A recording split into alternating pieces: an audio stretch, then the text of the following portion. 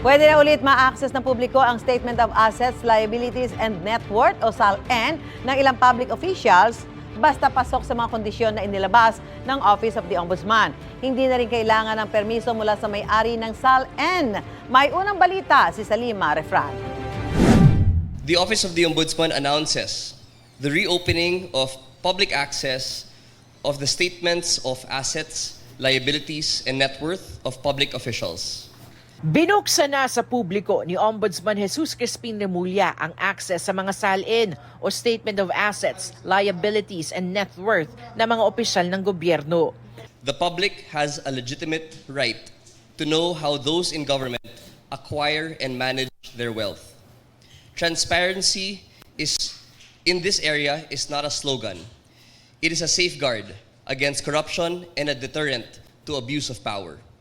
Ang Memorandum Circular No. 3 of 2025 ni Remulla, pinawawalang bisa ang naunang MC ni dating Ombudsman Samuel Martires na naghigpit sa paglalabas ng SALN noong administrasyon ni dating Pangulong Duterte. Tinakda rin nito na kinakailangan ang permiso ng may-ari ng SALN bago mailabas ito. As of today, and as the Memorandum Circular is written, there is no need for consent on the part of the public officer whose SALN is requested. Sa bagong memo, otomatikong granted o pagbibigyan ng request, maliban na lang kung wala naman sa ombudsman ang naturang SALN, kung gagamitin ito para sa commercial purposes o para mang-impluwensya o mangharas, kung may ebidensya ng extortion o banta sa kaligtasan at iba pang nilistang kondisyon. Ang mahalaga kasi sa pagbibigay ng SALN, ito transparency. Pero hindi to, dapat dito responsible rin yung kukuha ng information. Hindi naman pwedeng inaabuso natin yung impormasyon na binibigay natin. Dapat may purpose talaga yan. It's a tool for accountability. Redacted o itatago ang permanenteng address ng kawani ng gobyerno, pati na ang detalye ng mga menor de edad nitong mga anak, pati mga pirma at mga government-issued ID number.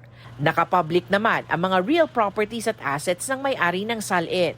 Malaki raw ang maitutulong nito sa paglaban sa katiwalian.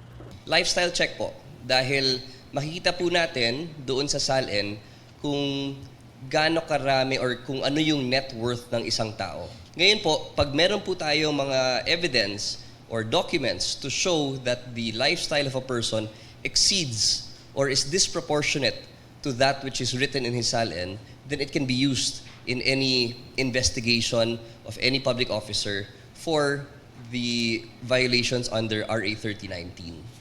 Ang hawak lang na SALN ng Ombudsman ay ang sa Pangulo, Pangalawang Pangulo, mga pinuno ng Constitutional Office at mga LGU. Kaya nakikiusap sila sa iba pang SALN repositories na isa publiko rin ang mga hawak na SALN. The office also calls on all agencies that keep official copies of SALNs, the Civil Service Commission, the Office of the President, Congress, and Judiciary, and the local government units to align their practices with this policy. Consistency across institutions is key. Selective transparency only breeds suspicion. Para sa magre-request, kailangan lang mag-fill up ng request form, magpakita ng 2 government IDs at magbayad ng kaukulang fees. Magiging epektibo ang bagong memo 15 araw matapos ang pagkakalathala nito. Ito ang unang balita sa Salima Refran para sa GMA Integrated News. Gusto mo bang mauna sa mga balita? Mag-subscribe na sa GMA Integrated News sa YouTube at tumutok sa unang balita.